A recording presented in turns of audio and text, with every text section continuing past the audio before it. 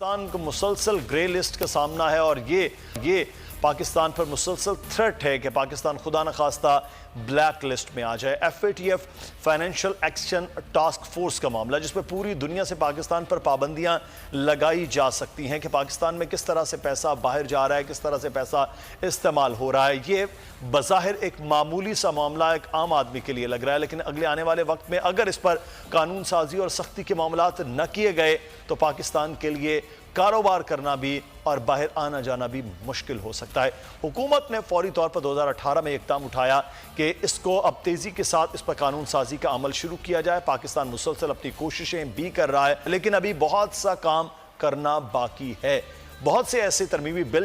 جس پر تو سینٹ اور قومی اسمبلی میں دونوں جگہ اپوزیشن نے ساتھ دیا، لیکن ایک معاملہ آج جو تیسرا ترمیمی بل تھا اسے منظور نہیں کیا گیا سینٹ میں۔ تو ایسے لگ رہا تھا کہ نہ پی جے میر صاحب کو کوئی خطرہ ہو سکتا ہے، نہ مجھے خطرہ ہو سکتا ہے، نہ ایون اپوزیشن اور حکومت میں سیاستدانوں کو خطرہ ہونا چاہیے، نہ ہی کاروباری لوگوں کو خطرہ ہونا چاہیے، کیونکہ معاملہ ٹیرر فائنینسنگ کے حوالے سے ہے۔ لیکن اس کی مخالفت اپوزیشن کر رہی ہے کہ اس میں کسی کا بھی رگڑا لگایا جا سکتا ہے، کیونکہ جیسے نیب قوانین کے معاملات ہیں کسی کو بھی کسی کے خلاف استعمال کر لیا جاتا ہے، تو اس میں وہ خطرہ ہے اس کو الگ الگ کر لیا جائے۔ آپ سمجھتے ہیں کہ جو قانون یہ بنے ہیں، پہلے دو ایک ہیں جو تیسرا منظور نہیں ہوا، اس کو اسی طرح سے سخت قوانین کے ساتھ آنا چاہیے، اپوزیشن کو سپورٹ کرنا چاہیے، یا اپوزیشن حق بجانب ہے؟ دیکھیں، جو اپوزیشن بات کر رہی ہے یہ گورنمنٹ کو بھی بات کرنی چاہیے، کیونکہ یہ جو بڑے سٹرنجنٹ لاز آ جاتے ہیں اس کے اندر اگر فار ایگزامپل اگر آپ کو کسی پہ شک ہے اور آپ اس آدمی کو پکڑ لیتے ہیں، یہ لا بھی اس پہ لگ سکتا ہے کہ یہ ٹیرر فائنینسنگ ہوئی ہے۔ اب اس طرح کی جب آپ چیزیں کرتے ہیں تو پھر آپ یہ مس یوز بھی ہو سکتی ہیں۔ اتھارٹیز کسی کو پریشر کرنا چاہے، کسی کو کجول کرنا چاہے، یہ وہ بھی کر سکتے ہیں۔ تو میں سمجھتا ہوں اس کو آپ سپریٹ کرو، آپ بالکل جہاں ٹیرر فائنینسنگ ہے اس کو پکڑو، ہم تو سارے کہتے ہیں پاکستان میں پکڑو، لیکن ان نیسیسری لکونہ اور یہ لا جو اندر لے آتے ہیں اس کا مس یوز بھی ہو سکتا ہے۔ تو آئی تھنک اس کے اوپر ڈیبیٹ ہونی چاہیے، بیکاز آج کی حکومت ہے، کل یہ اپوزیشن میں اگر جائیں گے تو یہ بھی اتنے ہی افیکٹی ہوں گے یا افیکٹڈ ہوں گے جس طرح آج میں سمجھتا ہوں کہ اب یہ so from a bigger perspective یہ ہونا چاہیے، کیونکہ مجھے ابھی تک یاد ہے ایک ادارہ جس کا میں نام نہیں لوں گا، ان کے اونرز کو انہوں نے یہ نیو یارک ٹائمز انہوں نے کہہ دیا یہ جی ٹیرر فائنینسنگ کر رہے ہیں دبئی کے اندر، یہ کسی کو بھی کر سکتے ہیں۔ تو میں سمجھتا ہوں یہ اس کے اندر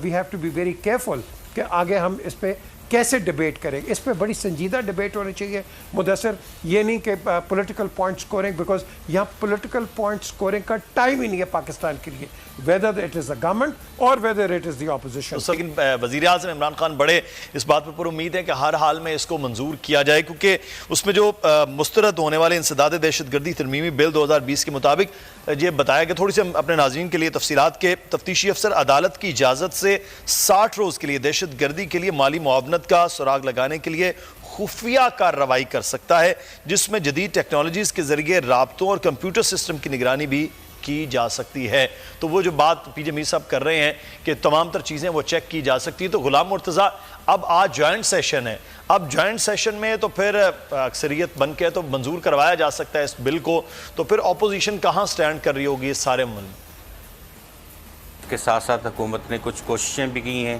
کہ کچھ لوگ آج جو ہیں وہ نہ ہی آئیں، وہ کیونکہ اسپیسیفکلی فیٹف کے لیے یہ اجلاس جو ہے وہ منعقد کیا جا رہا ہے، تو اس کی اجازت نہیں ملے گی، اسی دوران میں وہ احتجاج کریں گے اور